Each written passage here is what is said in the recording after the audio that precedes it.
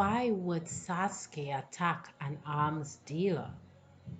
I don't really know myself, but according to the person who told me this tale, Sasuke told this arms dealer he was plotting a terrorist attack on Konoha and demanded a lot of ninja tools for cheap.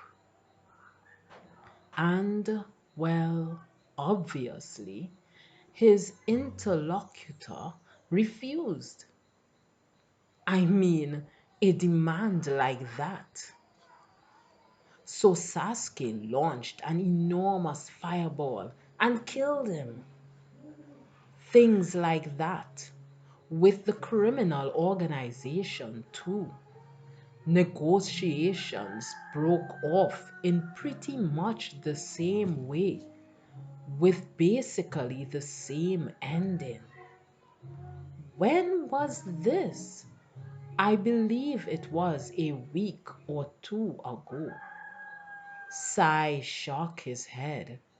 It couldn't be. Sasuke would never do anything like that. It's some kind of mistake. I completely understand. I'm simply telling you what I happened to hear. Oh, don't give me such a threatening look.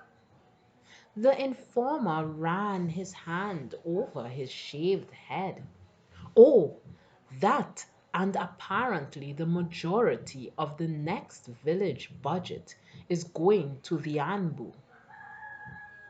Perhaps thinking he had displeased Sai, the informer smiled ingratiatingly and continued.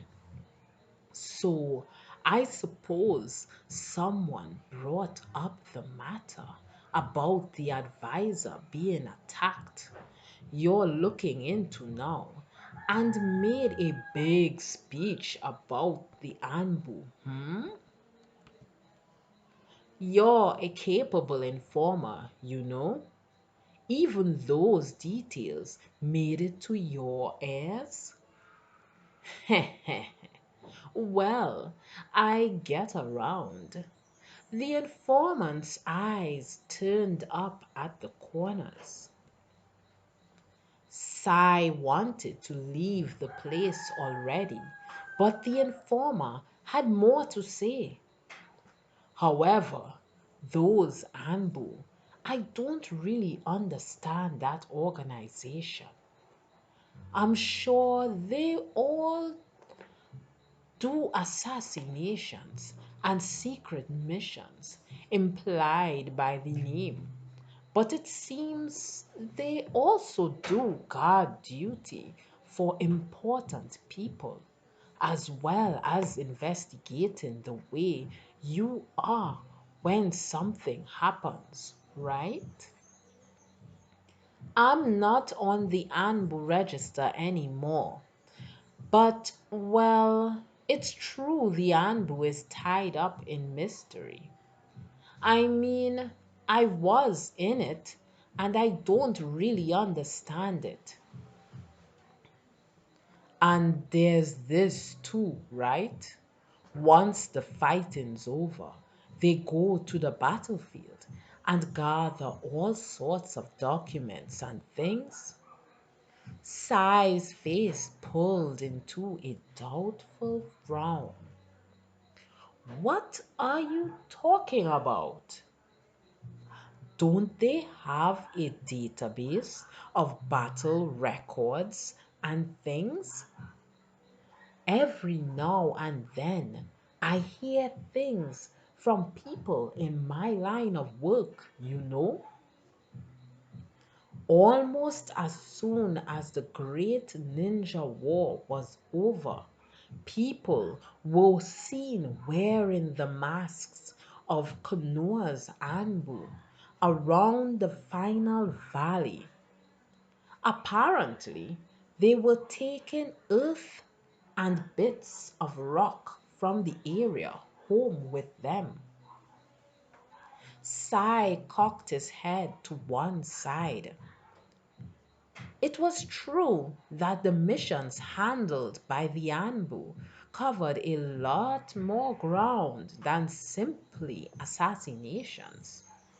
But he had never heard anything about bringing dirt home from a battleground. You said this was right after the Great Ninja War? Mm-hmm. And what was the name of that bridge? The bridge where Sasuke and Master Danzo, who didn't quite manage to become the sixth Hokage, fought in person. I'm not talking about the time when the Anbu were investigating around that bridge either. Which is why I was wondering if the Anbu people also work like that. Sai crossed his arms and kept his silence. Something the informer had mentioned in the flow of his chatter caught Sai's attention in a strange way. Sai? I'll be in touch, Sai said, pushing more money into the informer's hand before leaving.